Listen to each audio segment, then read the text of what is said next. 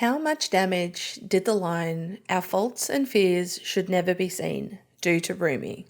Welcome, my nerdy investigators. Today, we're opening the case on K-pop demon hunters, exposing just how toxic that message is, and proving that Rumi's biggest fear is actually her greatest strength. Here's what I've uncovered. Hiding who she is nearly destroyed Rumi, but embracing her demon side is what saves her and everyone she loves. Let's dive in. Who is Rumi? Rumi is the lead singer of the K-pop band Huntrix, a demon hunting trio who use their voice to strengthen the barrier called the Honmoon. If they can turn it to gold, all demons will be expelled from the world for good.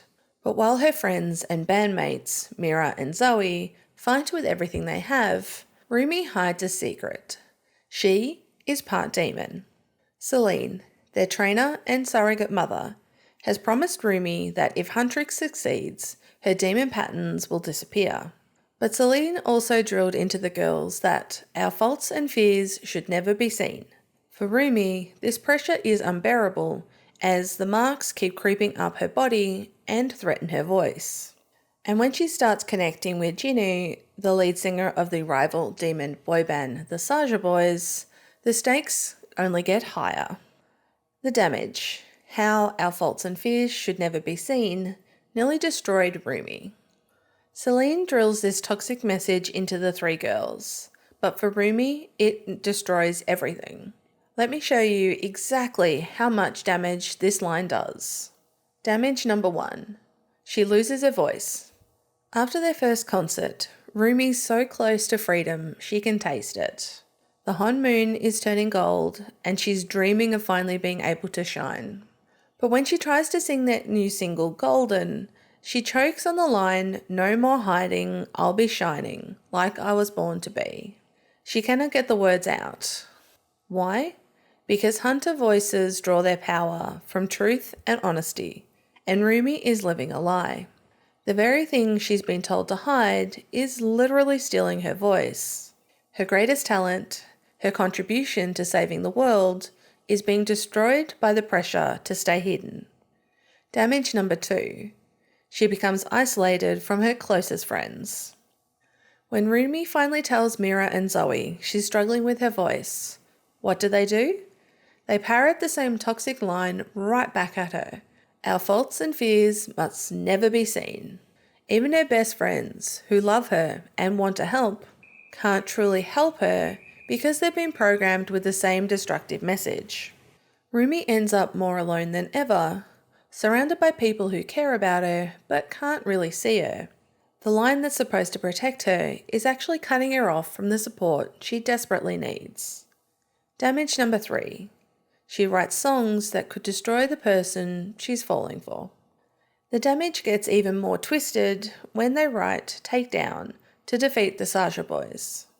Rumi's forced to create lyrics that could apply to herself or to Jinu, the first person who might actually understand her.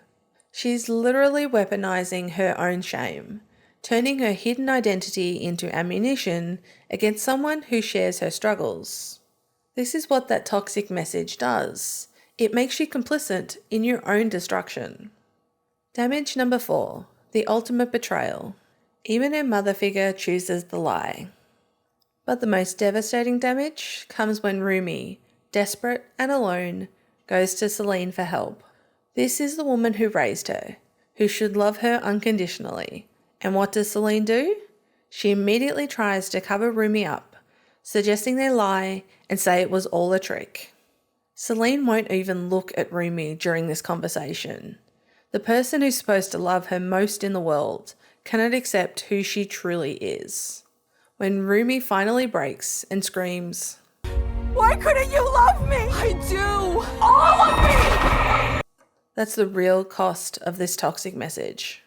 It doesn't just hide your flaws. It makes the people who matter most unable to love the real you.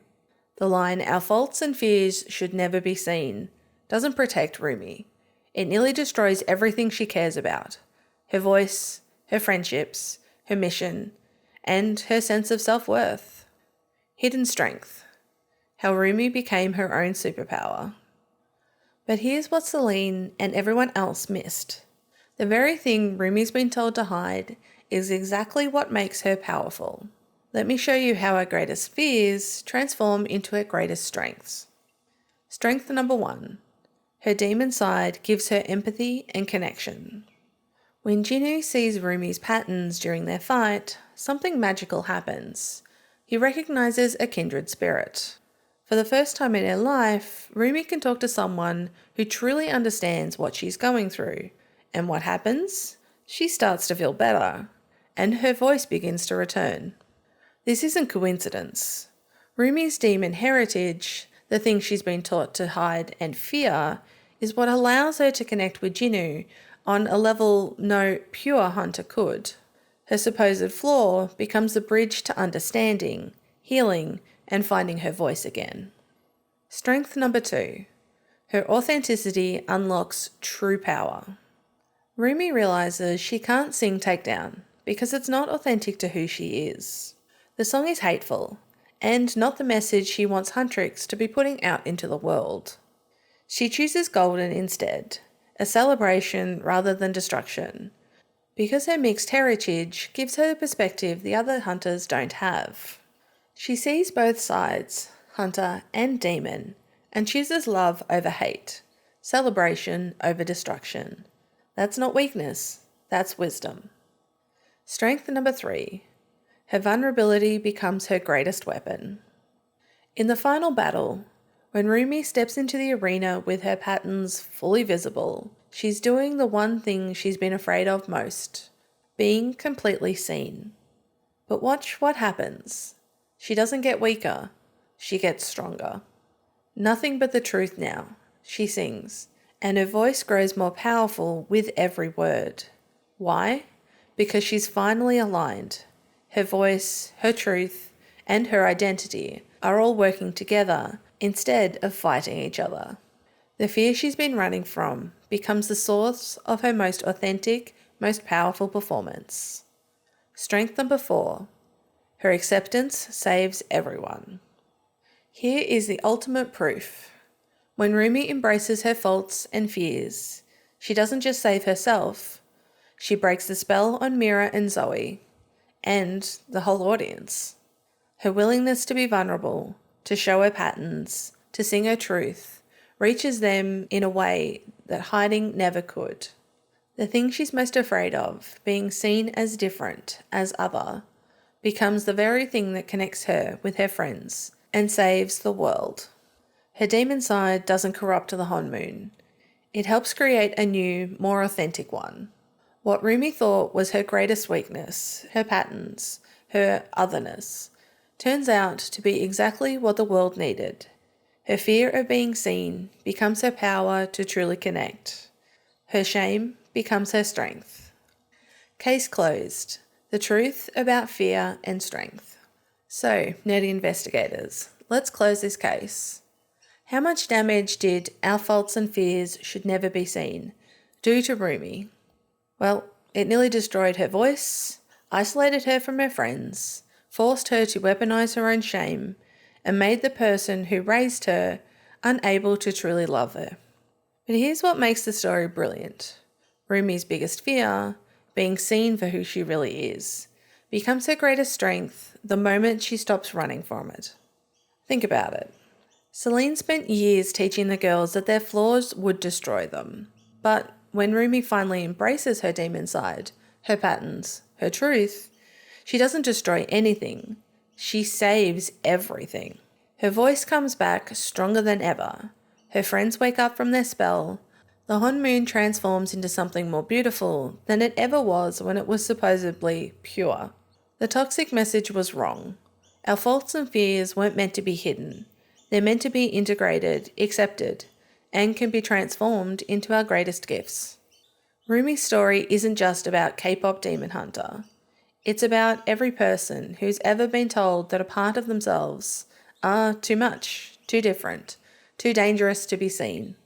It's about the radical act of choosing authenticity over acceptance, truth over hiding. And maybe that's the real message of K-pop Demon Hunters. The thing we're most afraid to show the world might just be the thing the world needs to see the most. What do you think, investigators? Have you ever had a Rumi moment where something you thought was a weakness turned out to be your strength? Drop your thoughts in the comments below. And if this deep dive opened your eyes to something new about the film, hit the like button and subscribe for more investigations into characters and moments that matter. And as always, thanks for watching, and let's see what other secrets we can uncover next time on Nerdy Investigations.